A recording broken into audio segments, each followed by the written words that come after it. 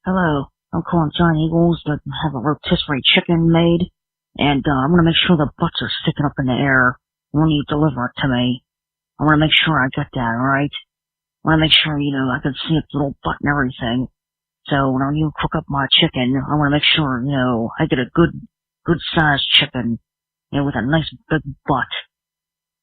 That this is like something fantastic. I just get a kick out of big chickens.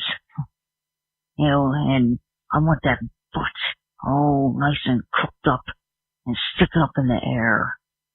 Just awesome. Oh, make sure you tie its little legs together too, because I don't want it to run away. Here we go. You are now listening to Random Ramblings with Rob. Yay! Yeah! Look at it. Boom, boom. Boom. Boom, boom, boom. What up, everybody? It's your boy B-Rob, and I'm back with another edition of the Random Ramblers with Rob podcast. First and foremost, before I get started, I'd like to thank you, the listener, for coming back each and every week and listening to the podcast. Or however you listen to podcasts. I'm eating M&M's right now, the almond kind. They're delicious. If you're a first-time listener, thank you for giving my show a try. I appreciate you. And shout out to whoever directed you toward me, if that's the way that you found out about me. Or shout out to whatever podcast provider of choice that you use for maybe recommending me, or the search engine that you use to search for a podcast, and it gave you me as a result. Thank that place too. Yeah. Sunday night here. Episodes usually be out early Sunday morning or whatever, but I had stuff going on all this week. It wasn't to the extreme of the week prior, to where we had a death in the family and I had to go do a funeral. I had to get my van fixed and all kind of shit like that. But this week was a good week. The kids were gone all week. I mean, they just came back today on Sunday. And me and Miss B-Rob had the house to ourselves. We had some solace, some quiet up in here and everything. And we enjoyed each other's company vigorously and multiple. I ain't trying to get too deep in our business, but we had Waterfall Mania pre-show going on over here. For those of you who don't know the references to Waterfall Mania, check out the Pipe Bomb with McCool and Company on the NAI Wrestling Network, and you get the reference. But yeah, man, it was great. We had a nice little break. They spent the week at my brother's house, and yeah, man, watched movies, watched each other, and went out to eat, and just it's like a week-long date night. You got to have those every now and then if you have the means to. I highly recommend it. But anyway, speaking of date nights and so on and so forth, my man Hoppy Rogers always laces us with a harrowing story from the life that is Hoppy. And soon to be guest, but he's like a guest every week because he always gives us his Hoppy-isms, his little stories, his soliloquies, if you will. So Hoppy has a story about a particular online date that he had and the outcome. So here we go. Hey, what up, Neptune? What up, Andromeda Galaxy? What up, B-Rob? So I go out with this girl. I'm done with online dating, man. I'm done. I went out with this girl off Bumble. That's like the new Tinder or something like that, whatever. But the girls pick whatever, man. You can look it up, goddammit. But so I usually do a coffee shop date whenever it's an online thing, because it lets me dip in 20 minutes if it's crazy. But so I meet this girl at the coffee shop, and she's hot, man. She's like, but she ain't Barbie doll hot. She's like country girl hot, but she's not a country girl, but just kind of that. She's just wearing jeans and a t-shirt, but you can tell, like, she could throw on the makeup and lingerie, and boom, kind of like a non-buff Ronda Rousey. I don't know if that makes any sense, but anyways. So everything's cool. And I'm like, you want to go back to my place and smoke tobacco? Yeah. But anyways, you want to go back? And she was like, yeah, that's cool. So we take my car, because I don't live too far from the coffee shop. And on the way there, like, she farts and laughs. And I'm thinking, whatever, maybe she's down to earth. and whatever, it was kind of cute, even whatever. So we get back to my place and smoke and everything. I mean, we're vibing.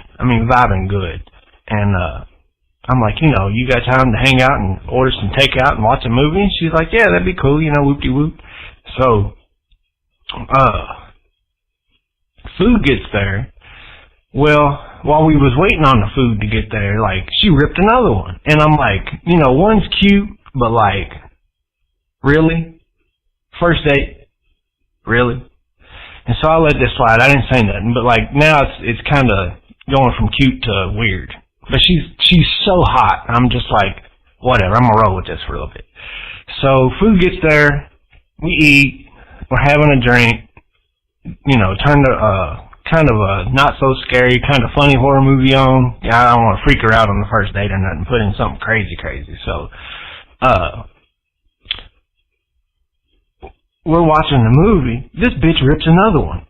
Third strike, you're out. I gotta say something, dude. I'm like, so, did you eat some burritos before you come over? And she was like, oh, I'm lactose intolerant, and sometimes it makes me gassy, whoop-de-whoop-de-whoop. And, I understand that you got a health condition, but, like, what the fuck? Did you drink a large White Castle milkshake before you come over? Because that's like a quart of ice cream in that motherfucker. And I'm just like, you could have prevented this. You got this goddamn condition. And this, at third strike, after we was talking, in my head, I'm like, you could have prevented this shit. You're lactose intolerant. I think she did this shit to be funny. I think she thinks it's funny at this point. So, we're watching the movie. I'm kind of moving in. She's touching on my thighs, and, I'm kind of brushing her boobies and stuff, and I'm thinking this about to get hot. This bitch rips another one, B-Rob. I'm talking like, how you can do hot and cold breath with your mouth, like, like one's cold, one's hot. I don't know how that works. Explain that to me. But like, sometimes you got those like cold farts and they don't stink, and then you got those like hot farts and they're lighting up, dude. And this bitch is lighting me up. So finally I'm like, if you're gonna continue this, you need to go in the other room. I'm kind of interested in this movie, but if you can't hold that, then you need to go in the other room. Well, this bitch starts running to the door, going outside of the door and farting in the apartment building, and then coming running back to the couch. So now this is how she's pulling us off. And then by like the 6th time that she runs out there, I'm kind of amused at this point. There ain't gonna be no other date, but I just want to see how this plays out. Well, my landlord lived downstairs. And like the 6th or 7th time that she goes to run outside and fart in the hallway and like cut it and run back in, the landlord comes out and was like, is something burning up there? And I'm talking, this bitch was so embarrassed, dog, that she made up some fucking bullshit that she had to leave. And that's what you get. That's what you get for eating some ice cream or some shit before you come on a date so that you can fart all over a motherfucker. I'm done with online dating, dog. She was hot, man. But like, really? You lactose intolerant bitches. I'm gonna go to the mall from now on. You guys got some of them bitches in the jewelry store. Alright. Love y'all. Peace. And that was Hoppy. So, online dating story. And man, I have nothing against online dating. Wherever you use Bumble, Match, Adult Friend Finder, Craigslist, whatever the fuck you use, man. You just gotta be careful, cause I have been burnt, not, penis wise, not chlamydia, gonorrhea, nothing like that. I have been burnt, via that online dating stuff, man. Cause like I said, this is my second marriage. And for a while, single guy, just the internet was budding with all these, social media, platforms at the time. MySpace, Black Planet,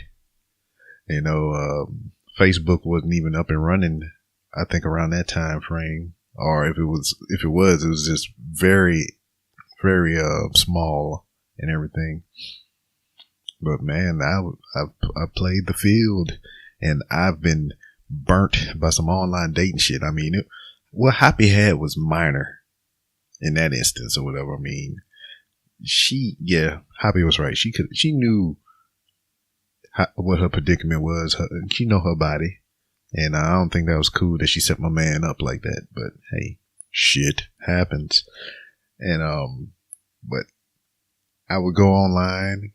Girl have some nice pictures up there and everything, but she didn't say that was my high school pictures or me before I had my 2 kids and everything. So I've rolled up on some broads that look like glam models on their profile, but when I get there, they look like busted up grocery bags. You know, you go to the grocery store, you fill your bag up full of groceries, and you don't feel like double bagging it, or just taking the time to take those extra precautions. And then you load that thing up, you start walking down the aisle to your car, you're halfway out the store, halfway in the parking lot, and boom, the grocery bag busting all your groceries on the ground. Busted up bitches like that. But hey, still knocked them down though. Man, like I said, I don't have nothing against online dating. Me and Miss B-Rob been together going on 9 years, and it was all through the internet. You know what? I seen a picture. She had a nice smile, whole bunch of tattoos. I love the ink. And I was just like, hey. And she responded back, hey. And we've been talking ever since. So that's cool. Alongside online dating. But I mean, it's not even in relationship to online dating, but my guest met their significant other of 4 years via Twitter. I think Twitter is a weird place. It's good for networking or whatever, but relationship wise, I don't know. I never really looked at Twitter as nothing like that, but hey, they made it happen. But the person I speak with, my guest, if you heard me on the Pipe Bomb with McCool and Company, I always bring up this specific female wrestler. Her name is Kiera Hogan. And I have her on the podcast this week. That's my guest, Kiera Hogan. And yeah, she met a boyfriend on Twitter, which I thought was very interesting. And not only was that interesting that, she met a boyfriend on Twitter. I got to keep saying her boyfriend, Owen Knight, because I mean, she always put him over on the interviews that I've heard her on, and especially when we was talking during this interview. So Owen Knight, put him over.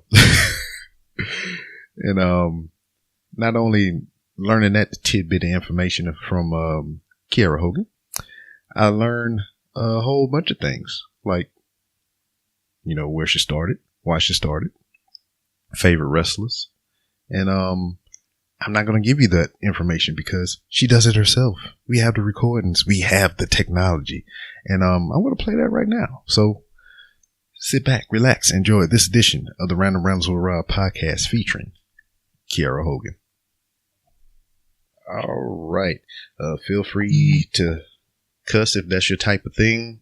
You can say whatever you want. Plug whatever you want. Okay. All right. Full disclosure. Every guest I have on here, I have to be honest up front with them because, I mean, reason you're a guest is because I have, a genuine curiosity about you. So the way I found out about Kiera Hogan is, I had, 2 former guests, Kiefer Bartek and JJ Blake, both, wrestled down at Reality of Wrestling here in Houston, Texas. Mm-hmm.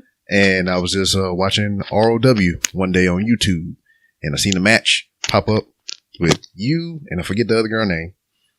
And that's how I found out about you. Through Reality Wrestling. Yep. Awesome. Now, was that ever your first destination as far as pro wrestling goes? Did you start there, or did you start somewhere else and just made your way there? I started in Atlanta, because I'm from Atlanta, so I live in Atlanta, and I got contacted to do Reality Wrestling,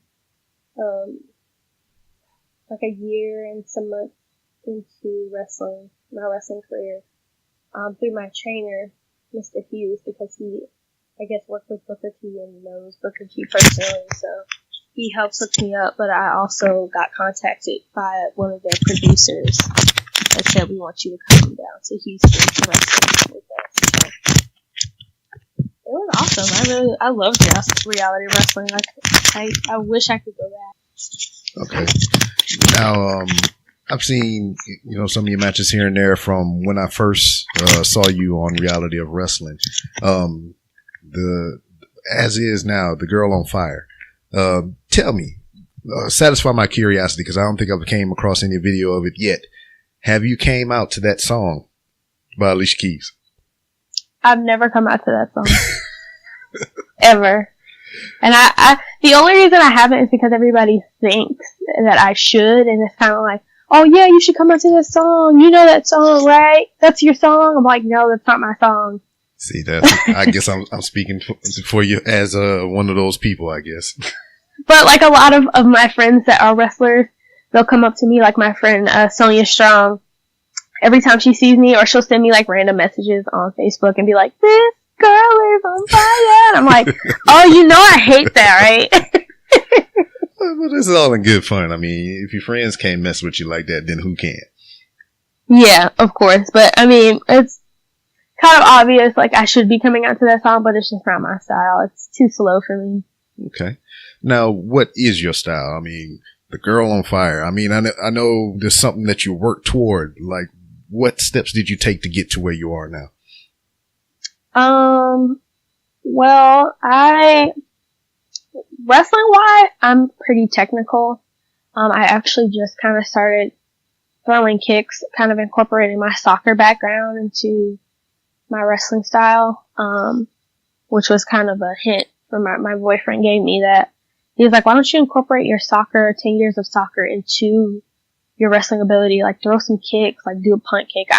I'm not a fan of doing punt kicks because I feel like everybody does them, but yeah. I like to try to be different, try to do things that other people don't do, which is kind of pushing it because everybody pretty much does something that somebody has already done before you. Like, somebody can't literally, unless they actually made it, they can't say, oh, this is mine, I made this up. Yeah. Like, the super kick. Oh, the super kick's my finish. No, it's not. It was Shawn Michaels' finish. Yeah. Like, it's things like that. But I'm kind of technical. I was trained old school, so I do have an old school background. I like to tell a story. I'm really big on psychology as far as wrestling matches. I like for things to make sense. I don't like to play like the big superhero, the one who doesn't get hurt. Like, I like to still be portrayed as a human being, even though I am this bigger character, I would say. Like, I have this, like, big energy. I'm this big, like, personality with this spicy, like, sassy personality, being the Girl on Fire. Like, my character is, like, the underdog, like, pretty much. Well, I kind of actually take it from Mickie James, who is my favorite wrestler. She was kind of one of those characters, like, you beat her down and then, she still has that fight. So that's kind of the character I portray as a good guy, but I like to incorporate different things into my actual character, just try to be as different as I can be. Okay. Now, just as you said, trying to be creative, be your own person or whatever. I mean, how does that feel when somebody try to compare you to someone else? Like, can you give me any examples of somebody, female professional wrestlers that somebody tried to compare you to? I've been compared to a couple of people. First one I've ever got compared to was Eva Marie, but that was only because my hair was red. Yeah. And can I just tell you how angry that made me when people would say, oh, you're like that Eva Marie chick. And I'm like, the only thing me and Eva Marie have in common was our hair color at the time, and she's no longer a redhead. Mm-hmm. So that stopped. Or employed. Yeah, and like, I would get compared to Alicia Fox a lot, which I didn't quite understand, but I guess we kind of look alike, but she's like way taller than me. Yeah, way taller. Way taller than me. And then like very recently, like WrestleCon recently, somebody thought I was Sasha Banks. What? Yeah, like, first of all, me and her have completely different hair colors. Her hair is purple, my hair is red.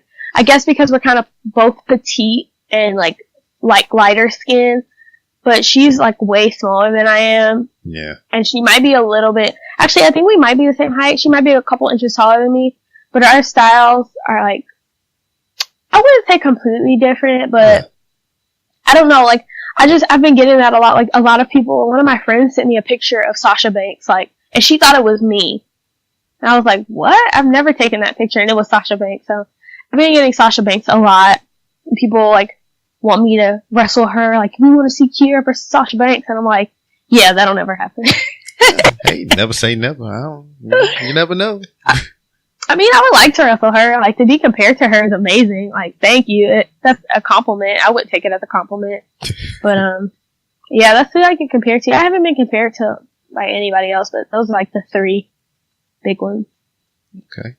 As far as style goes, I've seen different variations of your ring attire and your hair color and everything, whatever. What drives you to your current attire and everything now? Like the hair coloring and everything. Well, when I first came up with the Girl on Fire, I had just dyed my hair red. I actually didn't come up with the Girl on Fire right off the bat. It kind of was given to me, again, by my boyfriend. At this time, like, when I started training, I didn't really have a character. My character, when I started at AWE, which was my first match, they gave me the moniker of the First Lady of Atlanta because I was a heel at the time, and it kind of sounded heelish to be, I'm the First Lady of Atlanta. So that kind of stayed, but it wasn't really a character. Like, I couldn't really play off of that other than me being this black girl from Atlanta. That's all I could be, which is, I'm already that. Yeah. I mean, I could have amplified that, but I wanted something different. I didn't want to be so stereotypical, and I didn't want to be like the mold. I wanted to do something different. So my boyfriend, after I had my first match, I kind of lost my spark. Like, I kind of was like, well, what's next? Like, I had my first match and nobody's calling me, nobody's contacting me. I kind of got an ego after my first match. Like, I was like, oh, what? Nobody wants me to be on their show? Like, I got a big head. And he was like, you know, I didn't want to go to training. I didn't want to train. I kind of was like big headed. So he was like, Kiera, you need to like find your fire. And after that, it kind of just, snap. it clicked. Yeah, it clicked. It was just kind of like, fire, like the Girl on Fire. Even though people kind of, like you said, they compare me to the Alicia Keys song. And then, of course, to the Hunger Games, Katniss Everdeen was the Girl on Fire. But, like, I really had to think about, how to make my character different. Like, Taylor Hendricks actually gave me a lot of help when it came to finding my character and how to, brand myself correctly. I had to think of different things to say and different things to post about and how to kind of incorporate all these fire terms and things into my character so that it was well-rounded. So, of course, I made my character like this big thing. I made my hair fire color, my nails match my hair, all my gear is the same color, like everything kind of is fire related so that I'm actually the Girl on Fire. But now it's kind of gotten to a point where everybody's like, oh, well, Becky Lynch does a fire character too. Like, I have a tattoo on my arm that says aspire to inspire. Like, right after I got that tattoo, she got a t-shirt that says inspire the fire. Oh, no. Now I look like I'm stealing from her, but I'm not. So it's kind of like, I have to make my stuff different so that I don't get compared to other people. And it is hard because so many people, like, there's so many people in wrestling. You don't know what every single wrestler's doing. Yeah. So to kind of step outside of that and be different and to get recognized for it at least, like, when I was in Florida for the Shine tournament, like, people were like, oh, you're Kiera Hogan, and it's kind of like, I'm at the Mae Young Classic and people are asking about me? What? So it's kind of cool to be recognized for being you know? Yeah.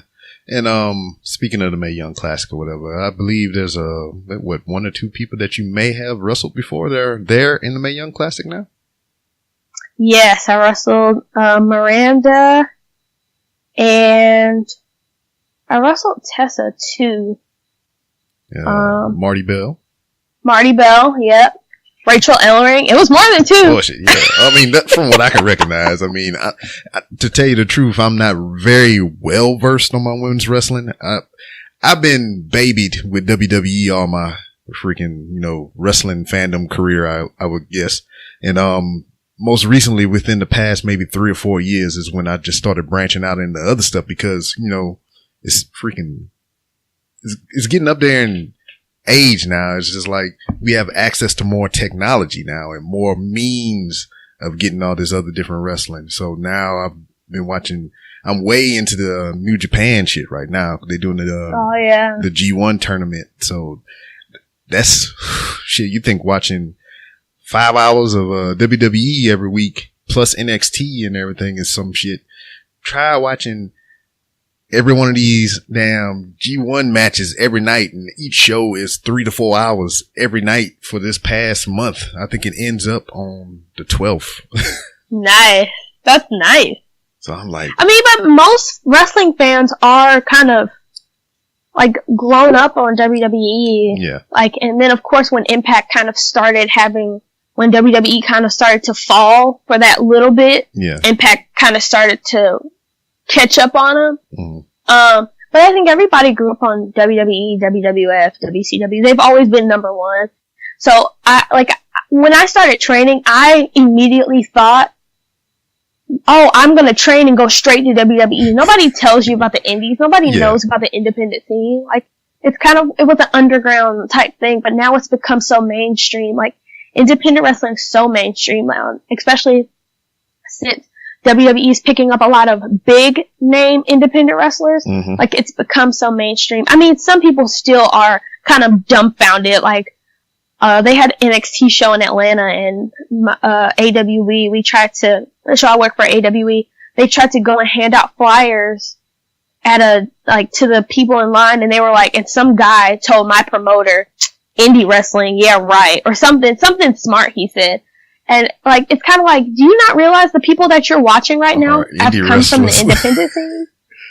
Yeah, I mean, that's like WWE's indie wrestling, what you're watching in NXT. I mean, right. Obviously they got a little more funding behind them, but. Exactly. But, yeah, I mean, that's all it really is. But, I don't know, I mean, that was another thing for me, too. It's just like, I was in the military for the past 16 years. So I was very rarely in a place to where I could go actually see a live show or be around a place where they would advertise, live professional wrestling. Within the past, within the past 3 or so years. I was in Bumblefuck, Missouri for my last duty station, and all up in that freaking that zone, that area of Missouri that I was in, they had all kinds of independent wrestling. One federation that I worked closely with, it was under the umbrella of NWA. It was Central States Championship Wrestling, and I got to work with those guys. I part of the ring crew, take pictures, just help out any way I could. And then not too far away from there was Harley Race's school up there, and then. Nice.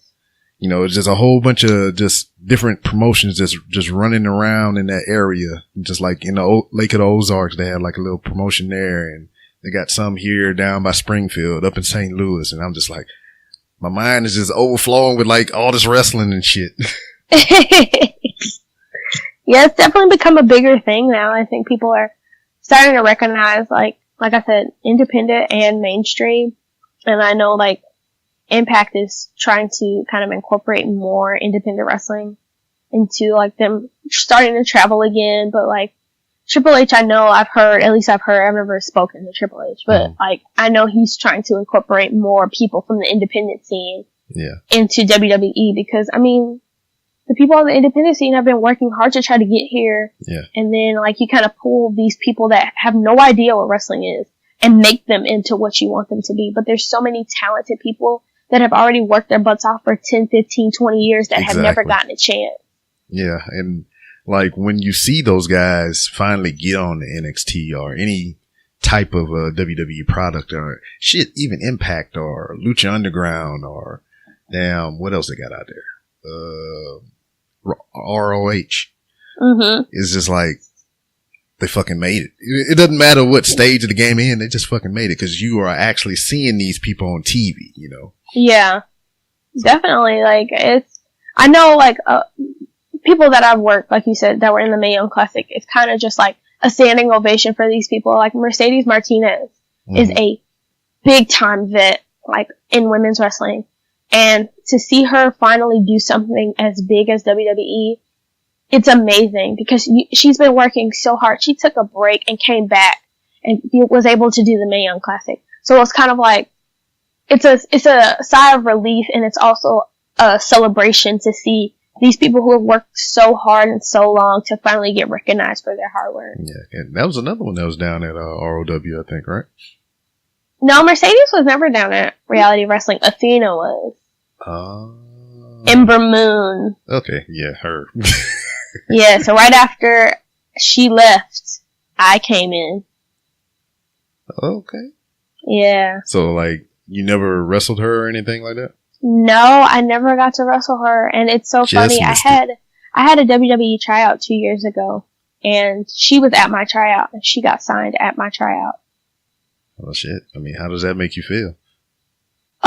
Well, I know she had like 3 or 4 tryouts before that, so she was the only girl that got signed for my tryout. Mm-hmm. I was kind of still learning about the independent scene, so I never really heard of her. Mm-hmm. But after she got signed, like, I looked her up. I looked up a lot of people that were at my tryout that I was like, oh, who is this person? Who is this person? But I looked her up and I was like, oh my gosh, she's so talented. Like, why are they just now signing her? She's so athletic. She's so good. And, like, they finally signed her and gave her a character, and now she's doing really well at NXT. So, like, and I didn't even get to wrestle her at my tryout and I talked to her for a minute, but she tried to help me get to these other independent promotions just because she wanted to help me. And that's kind of crazy for somebody to not even really know who you are, but she wanted to help me. Like, she tried to get me in at Shine and then at Reality Wrestling. So it's kind of like she was trying to help me in a way, which I really appreciate because she was a sweetheart. Okay. Well, that's fucking awesome. And that was another thing. It's just like how I just kind of stumbled upon you. It was the same way with her. I was scrolling through Twitter and somebody had a clip of her doing that damn off the top rope stunner shit she do. And I was just like, who the hell is that? I was like, I don't even think they got too many dudes that can do shit like that. And I was just like, right. She's so talented. She's so talented. Yeah. Now, I mean, let's go back. What, you've been wrestling for about 5 years or so now? Maybe? I've been wrestling for 2 years. What? Just 2 years. Now, I've been wrestling that long. I've been in the business for about 4 years. Okay. You know, I started interviewing and announcing and managing, of course, and then I started training, which is what I ultimately wanted to do. I didn't want to be an announcer or interviewer. I wanted to be a wrestler, but it kind of just happened that way, and I've only been wrestling for 2 years, so next April will be 3 years. Okay, so I mean, like, how did you even get put in that predicament? I mean, I know you just said you wanted to wrestle, but how did that even come up with being an announcer or whatever? So, at the school that I trained at, WWA4 at the time, under Curtis Hughes, was my trainer. They still do. They run shows on Thursday nights. And again, my boyfriend, he wants me to put him over. Every time I do podcasts, he's like, don't forget to mention me. But anyway, so he was training. Well, he was training. He was like, hey, you should come to the shows on Thursday. And I was like, just graduated high school. I was like, oh my God, yes, I want to come to a wrestling show. That's so cool. And I would come to those shows every week for months. And Mr. Hughes came up to me one day and he was like, hey, you wanna, in his voice, hey, you wanna do some backstage interviewing? I was like, yeah, sure, man, whatever. So I started interviewing, and then, Moose, you know who Moose is, right? Yeah. Moose had a show that he ran, like, it was like, he had like the Falcons and stuff there, like, it was this big thing. He was like, hey, you wanna announce at my show? I was like, yeah, I've never announced before, but yeah, I'll do it. So I announced at Moose's show, and that was my first time announcing, like, 4 years ago. And then a couple months later, like February 2014, I think, I got in contact, my friend Ethan Case put me in contact with Brian Kanabrowski, who is over PWX in North Carolina. So I got to backstage interview for them for a year or so, and then I also got to announce when they needed me to. Eventually, I was like, okay, Kiera, you either want to be an interviewer and announcer, or you actually want to be a wrestler. Like, you're actually going to be serious about wrestling.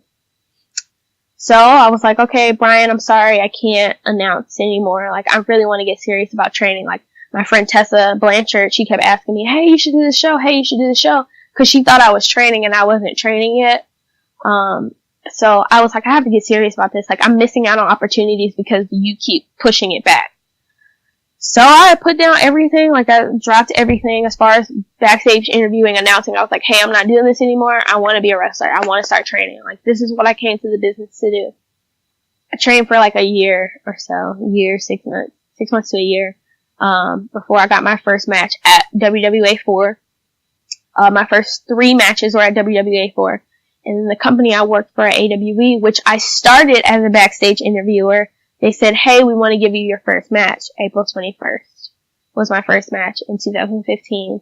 And ever since then, I've just been the girl on fire. Word. Yeah, it was just like, wow. Yeah, it was a lot. Like, I had to pretty much drop everything to become a wrestler. Like, my mom did not want me to do it. Like, she was like, this is weird. Like, you're never gonna make anything out of this. Like, you know how moms are. She wanted me in college. Like, I didn't want to go to college at the time. Like, I didn't want to do what she wanted me to do. I wanted to be what I wanted to be. I wanted to be a wrestler. Like, that's what I've always wanted to be a wrestler since I was like 14 in middle school. I looked up how much FCW was, and it was too much. Like, it was $1,800. And I was like, oh, I'm gonna move to Florida. I'm gonna go to FCW and be a WWE wrestler. Like, that's what I wanted to do. But eventually, like, I went to, WWA 4, and I got the opportunity to train and become the person that I am today because I took a chance. Like, I went against what my mother wanted.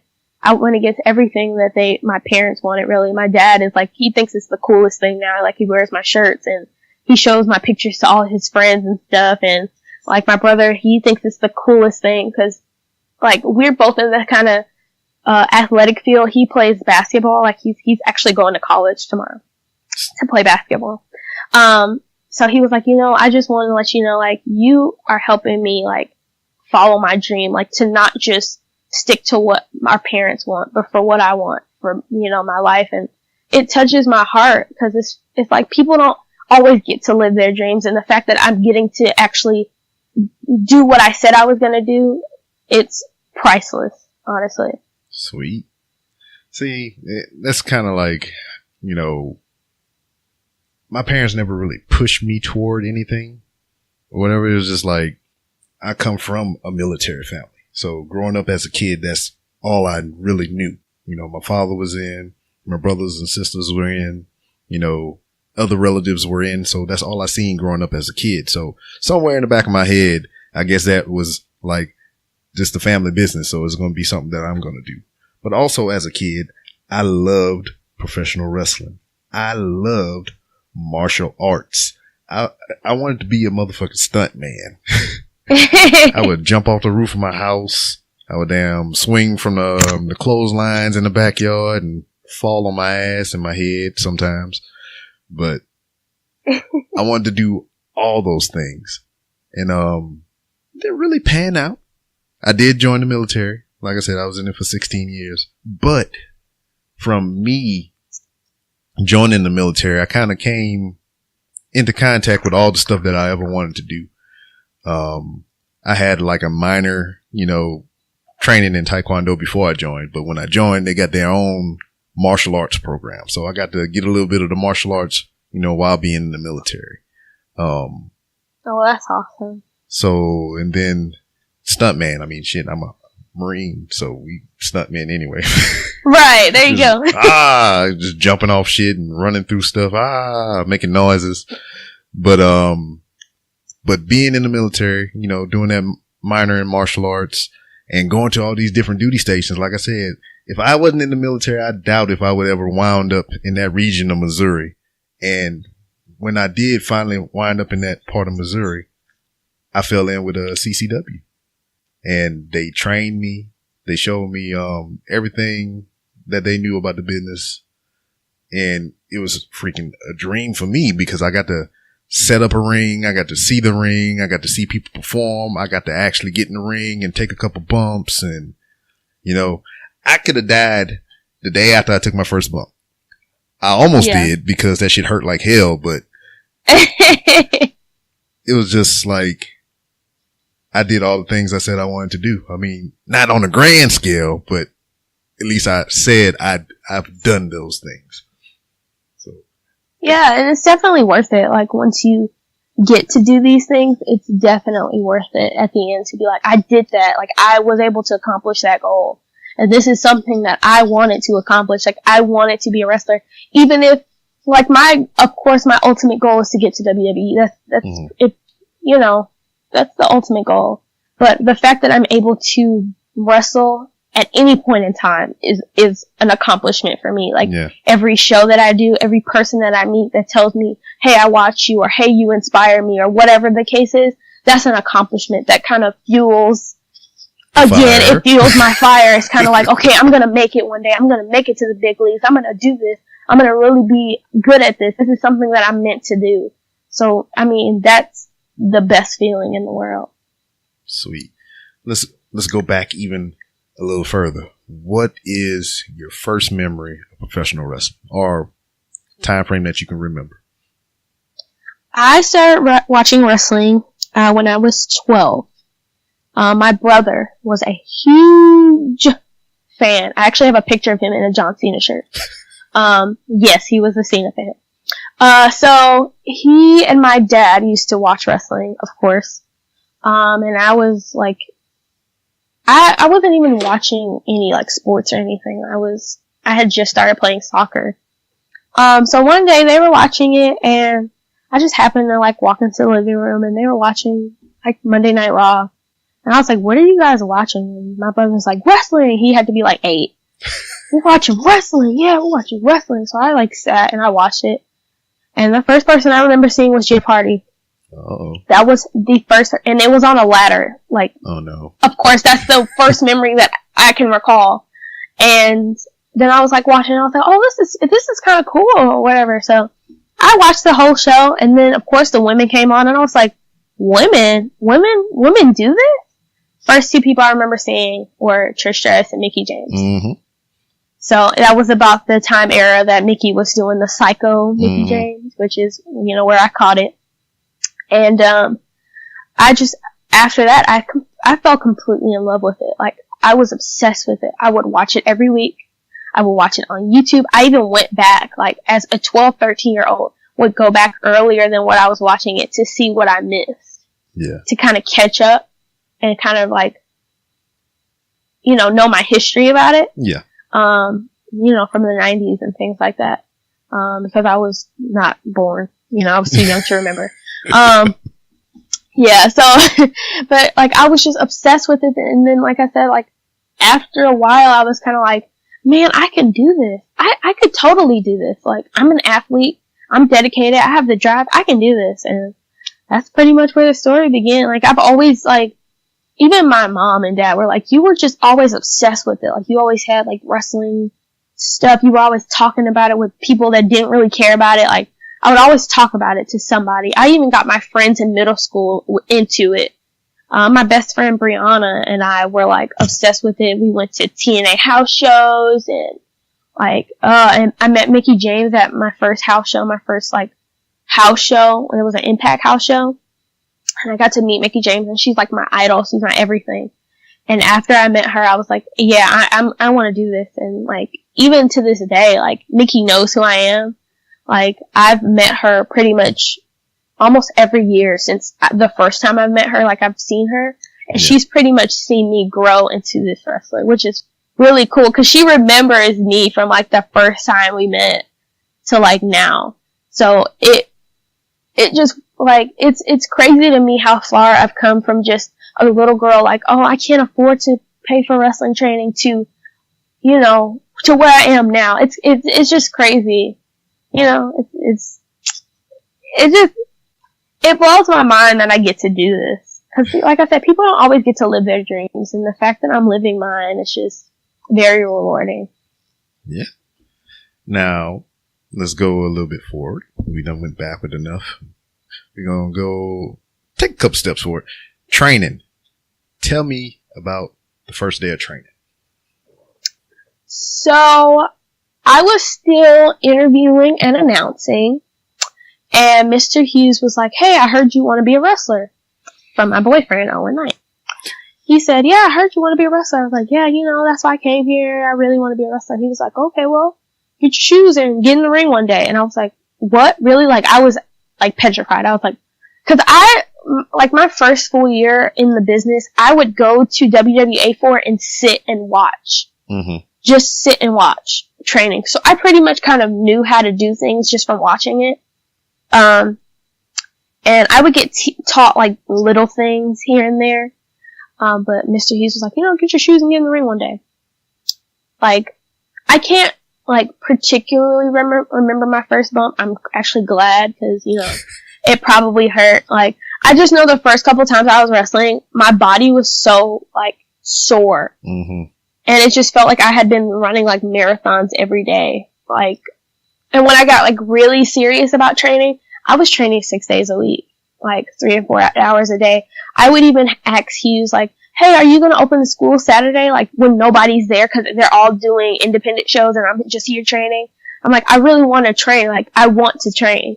So for, like, 6 days a week, for, like, a whole year, I would just be in the ring, like, just training, trying to get as much information as I could to, you know, get where I wanted to be. Because my first indie match date was given to me before I was ready.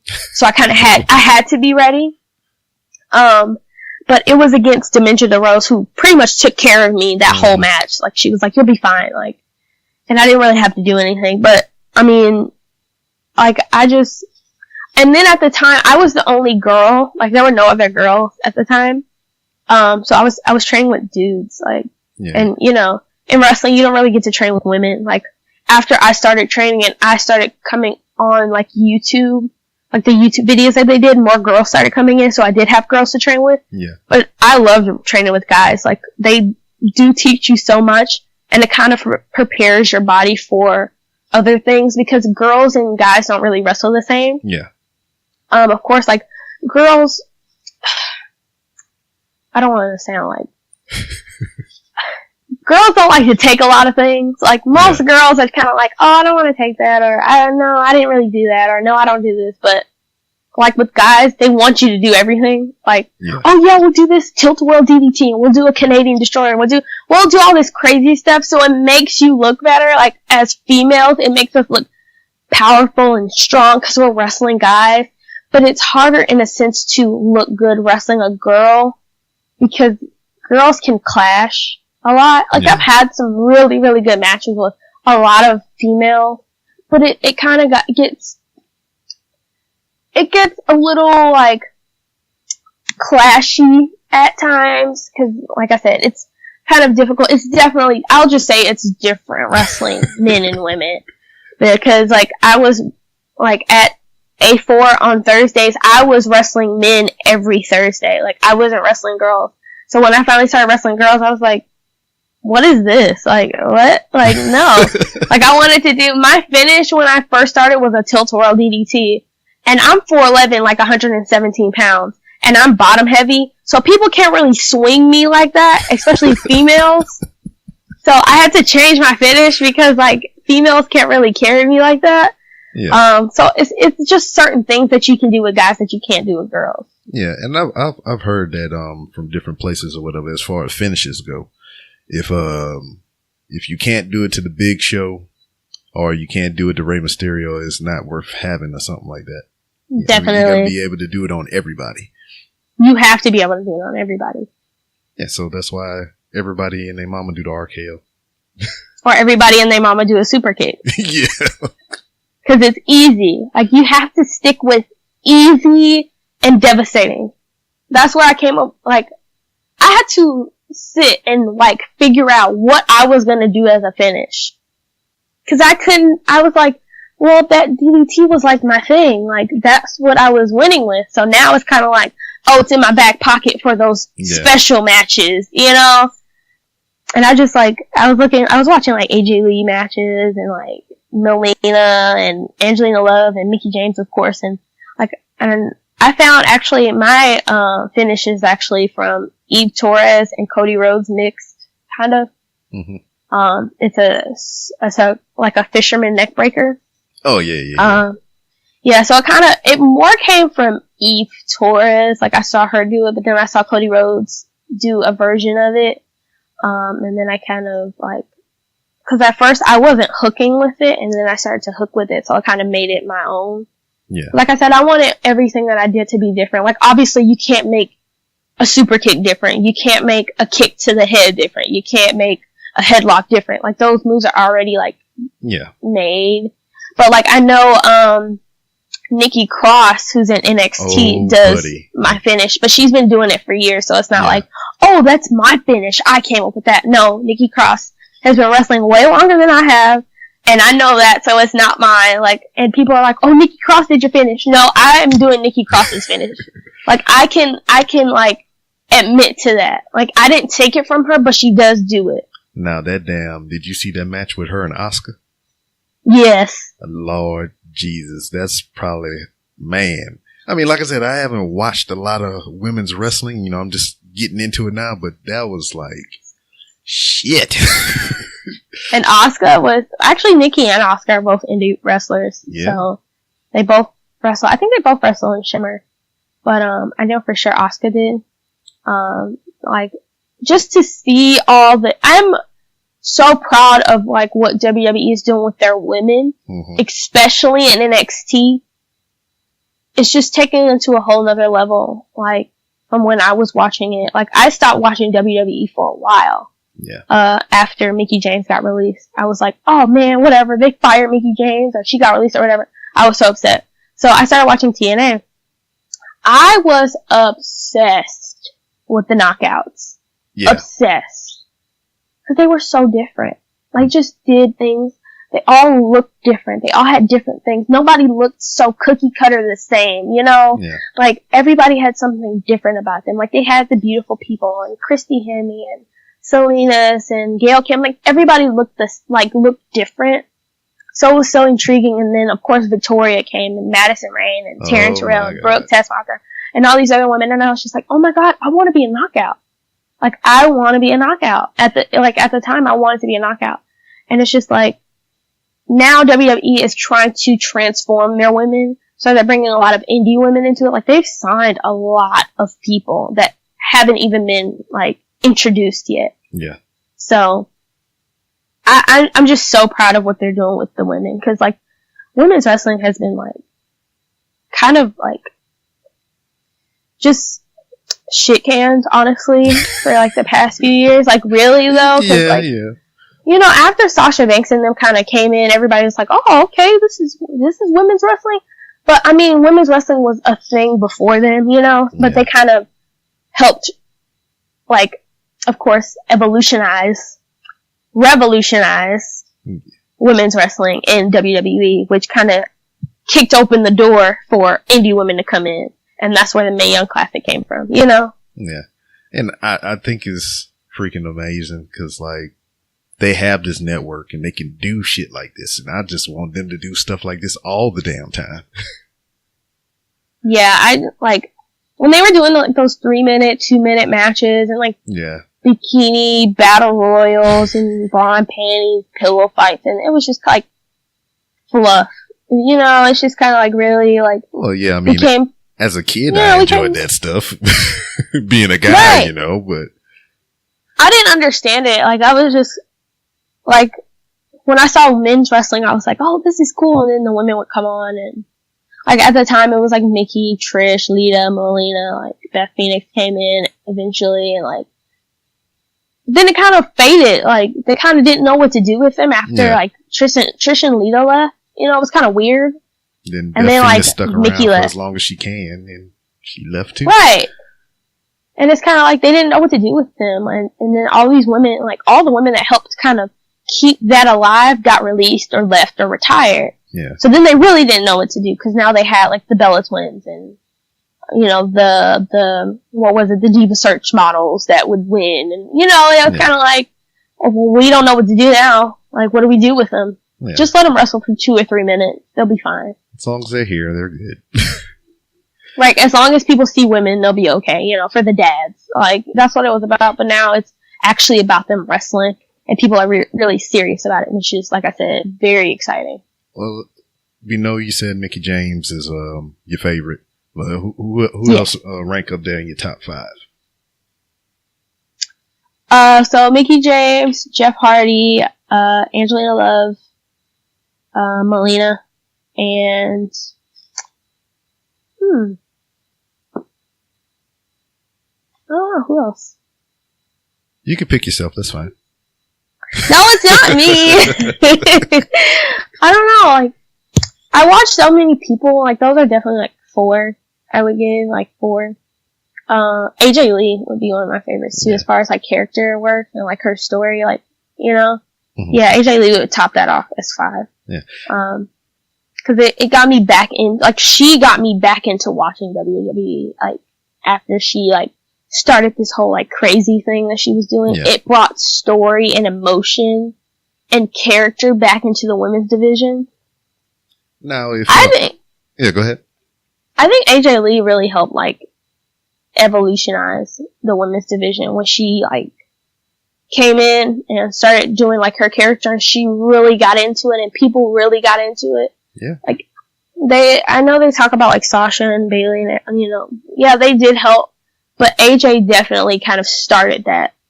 Yeah. And after she left, it kind of died again. And then, of course, they had to bring the NXT girls to kind of do it again. Yeah, it was like, probably with her and Paige just kind of started kicking it off in a different direction.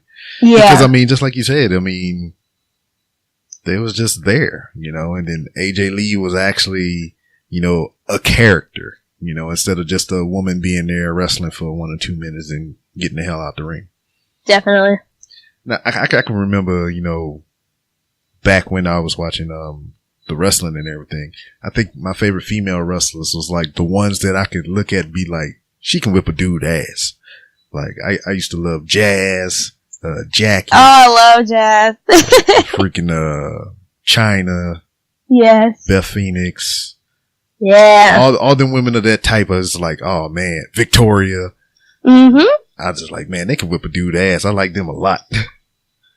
And then, yeah, and they definitely like helped. Like, but that was another thing too. It was just like, you had these, you know, powerful women that was actually good at wrestling or whatever, but they was sitting there making them wear the little booty shorts and walk through the bar and panty stuff like you was talking about. And I was like, yeah. I was like, well, being the young guy that I was, I mean, I didn't mind it so much, but you know, I still wanted to see some wrestling. I was like,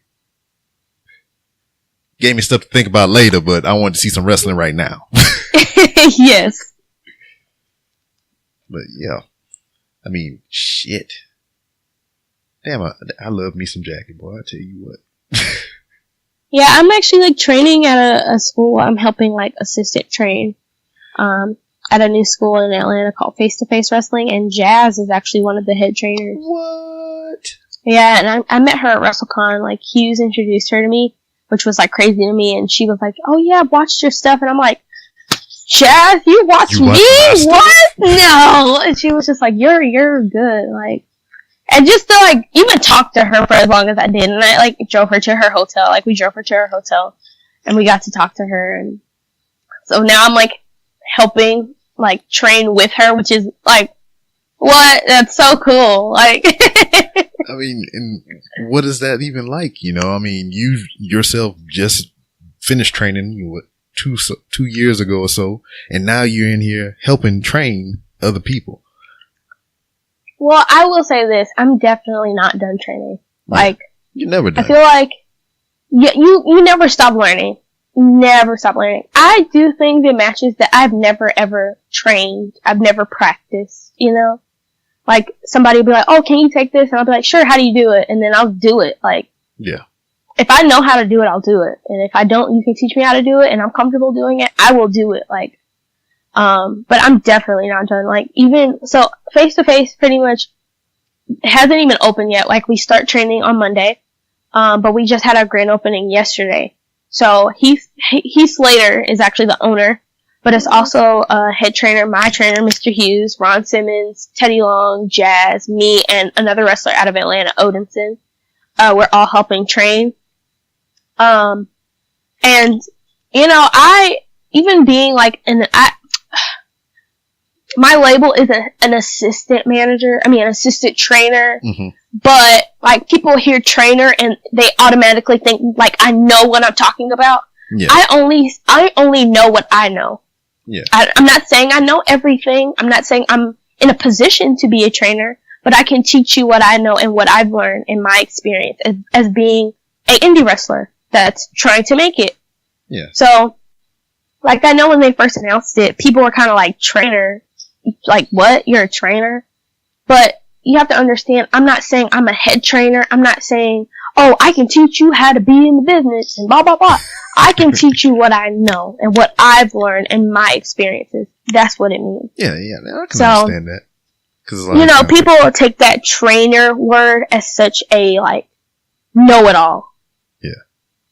But you don't, I feel like I said, you can never stop learning. So even as a trainer, Teddy Long or Ron Simmons or Jazz can get in the ring and say, hey, Kiera, do it this way. Or, hey, Kiera, do you want to try this?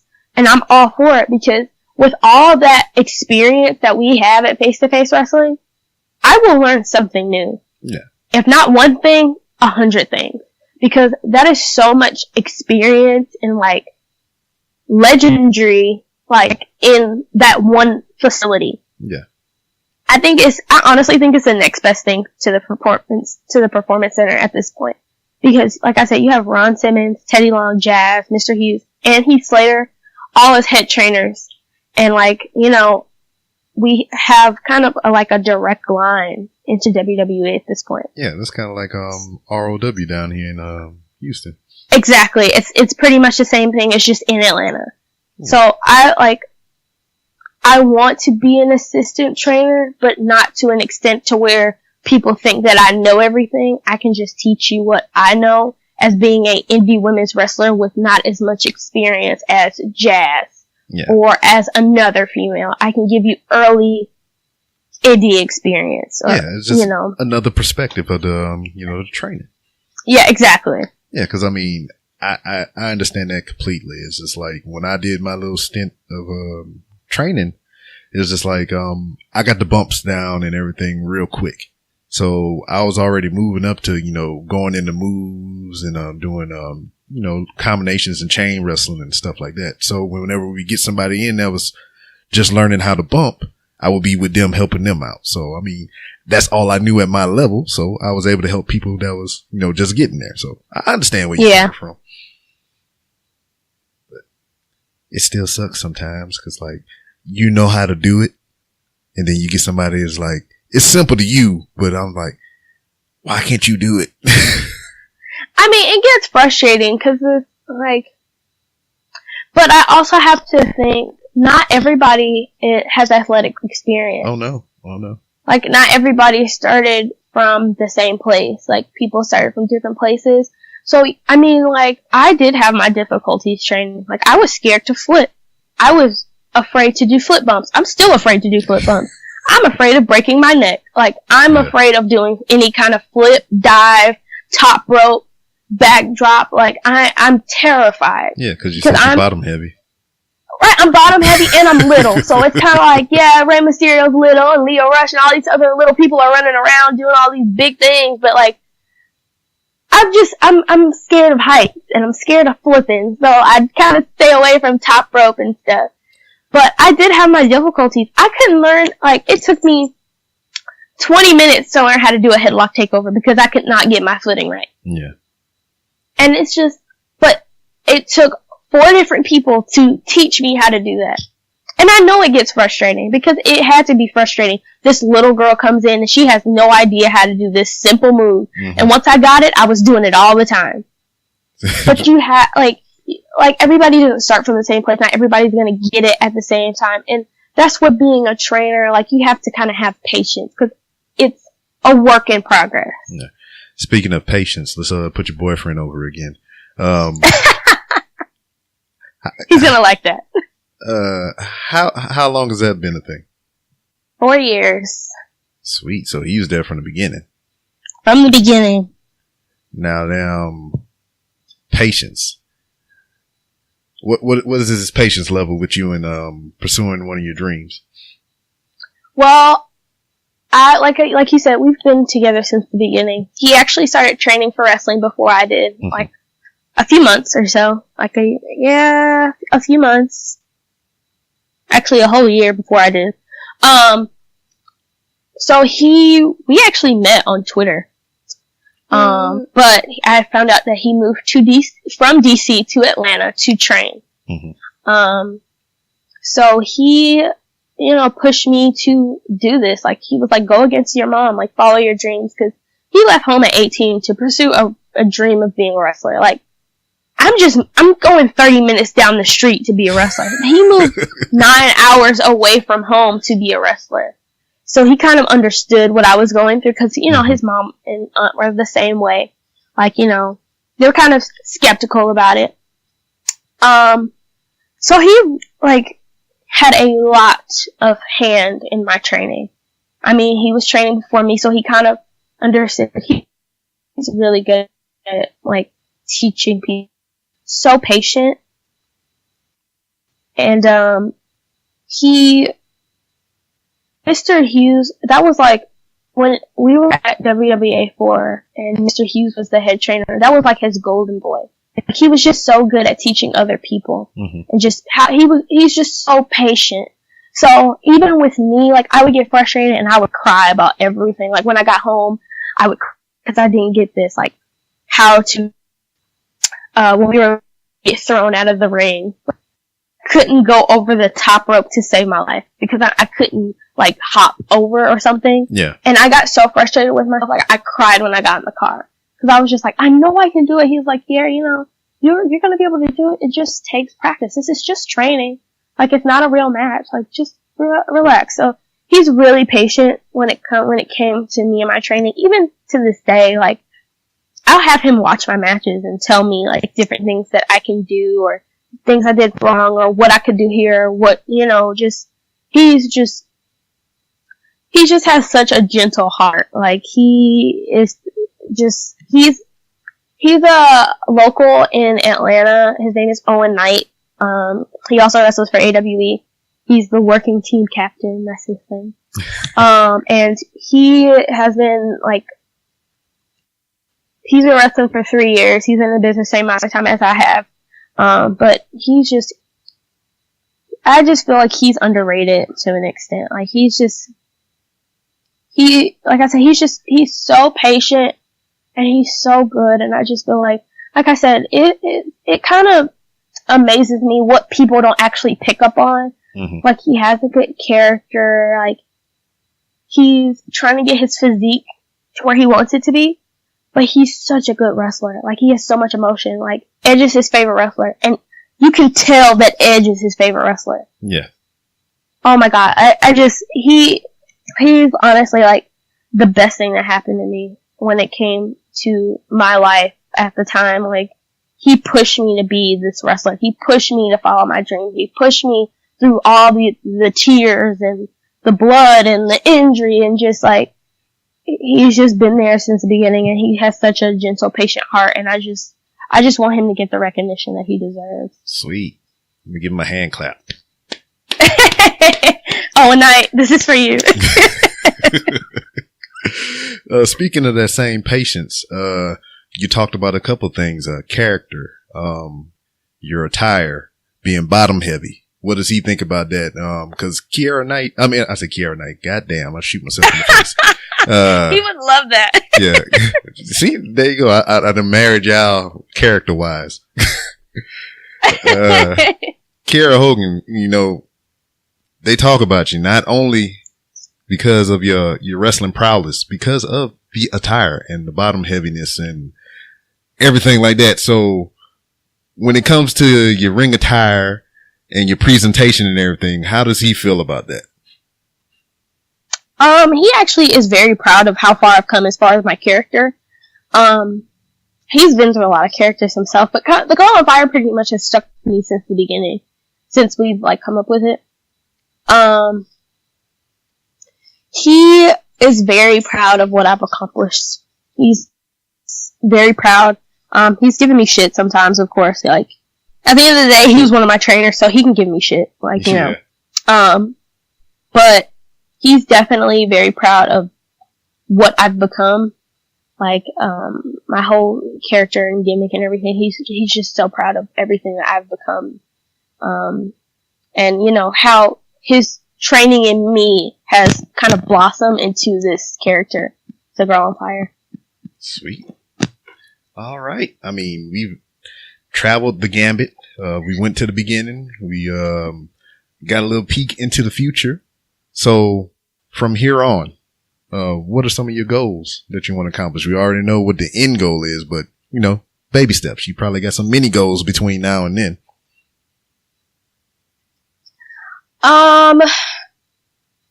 Independent wise, I just really want to become a household name. Like, I want to be known everywhere. Mm-hmm. Like, I want to be known everywhere. Like, I've had people come up to me and say, you know, oh yeah, I've heard of you at places that I've never been before. Like, which is an accomplishment, of course, but, like, I want to be able to go to every state. I want to be able to go overseas. I really want to go to the UK. Oh my god, I want to go to the UK so bad. Like, that is one place I want to go. Like, Japan is definitely, but number one is the United Kingdom. Like, I did a seminar with Saraya Knight, and like, I really want to go to the United Kingdom. Like, and I wrestled Lana Austin at WSU. Like, I really want to go overseas to London. Like, I really do. But like I said, I want to become international. I want to become a household name. I want to be the best. I think that's all I've ever wanted to be. I just want to own my craft and be the best. Like, I just feel like after the whole Mae Young Classic thing happened and so many people were like, oh, you should have been in it. Oh, yeah. It kind of hurt not being in it. Yeah. It was kind of like, well, why wasn't I a part of it? Am I not good enough? And it kind of like damaged me like the slightest bit. But at the end of the day, like, one opportunity is going to get you to the next one. Yeah. And that's how I see it. You know, it's just a stepping stone. And like, I just know once I blow up, I'm going to blow up. And I like, but I just, my big thing is inspiring other people to follow their dreams, which is why I have the tattoo, Aspire to Inspire.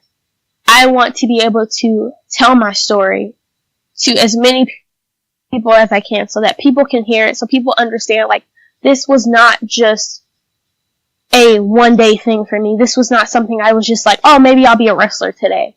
This has been everything that I wanted to do. Like, I wanted to be a pro wrestler, whether it be pro indie wrestler or pro big name company wrestler. I wanted to be a wrestler. So I'm glad that I'm able to do what I love, but I want to be the absolute best at it.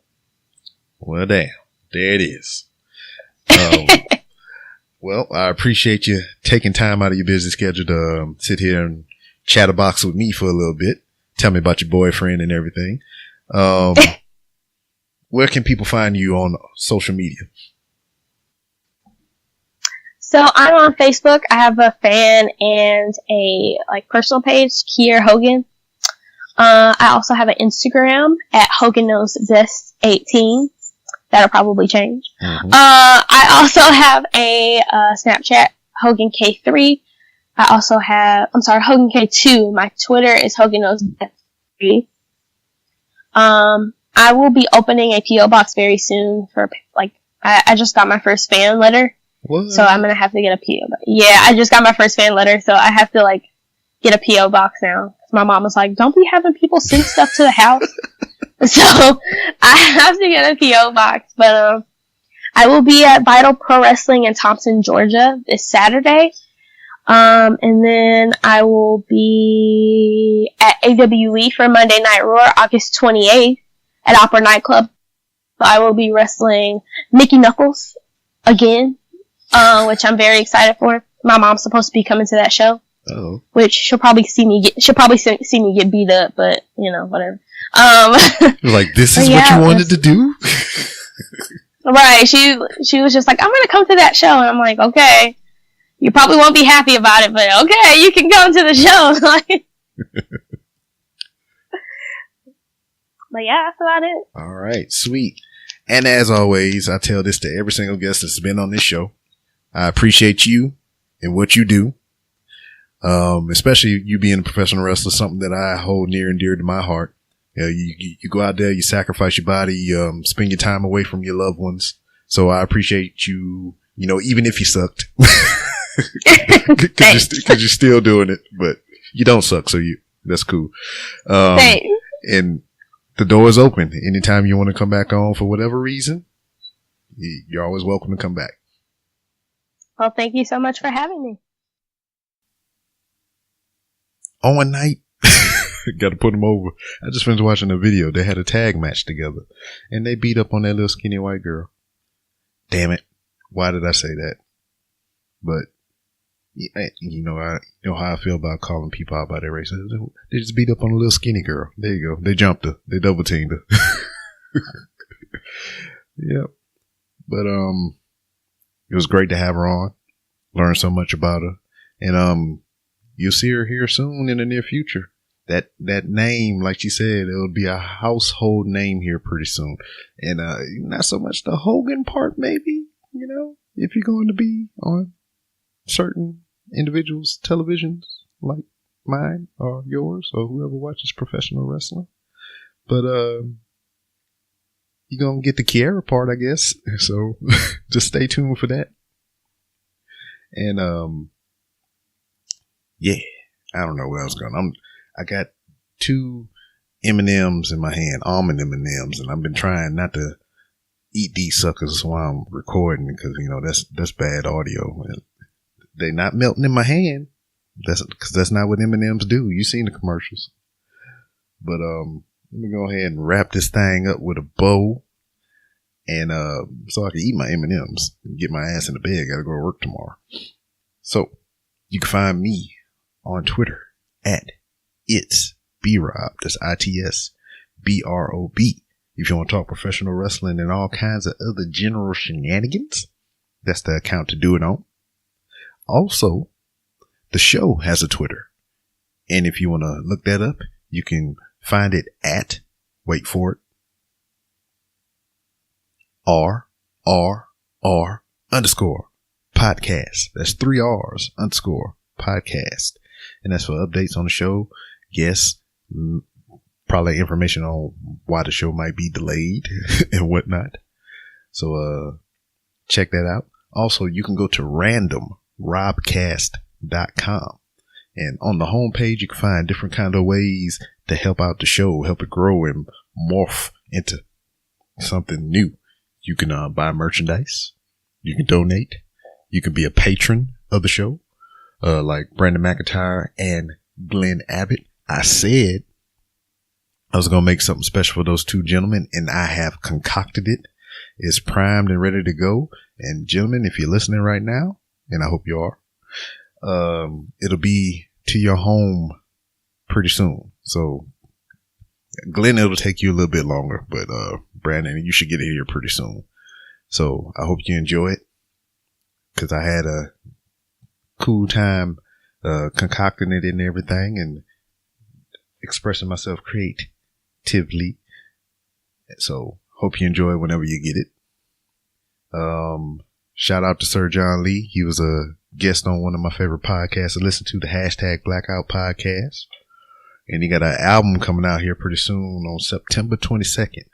And what was funny about that date, I mean, I told him, I was like, hey man, my anniversary is September 19th. Why don't you just go ahead and drop the album then?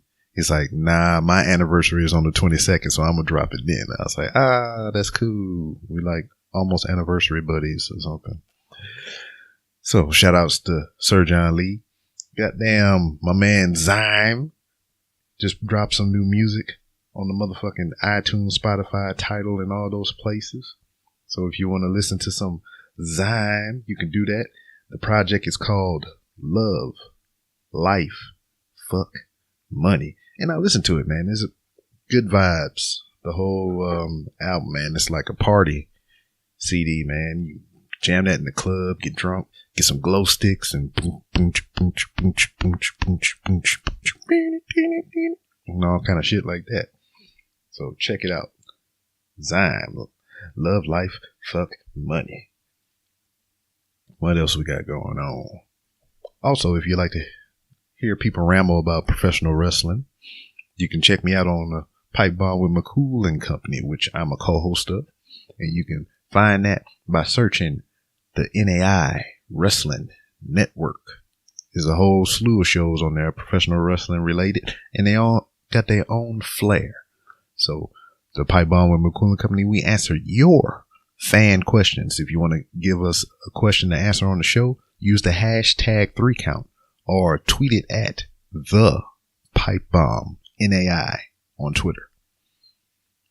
What else? Instagram. I'm on Instagram. I'll be walking all through the hallowed halls of Walmart and doing videos and stuff. So check me out on Instagram. I'm trying to get my equipment right so I can bring you some more videos like how I did with Foxy, which you can find on my YouTube page. She gives a review of the movie Salt, and not so much the movie, but Angelina Jolie. So check that out on my YouTube page.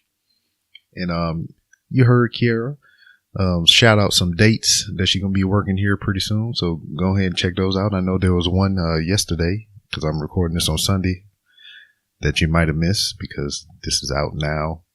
And she got something on the 28th. So hit her up on social media and find out all those places that she's going to be performing at. And got some more guests coming up here pretty soon.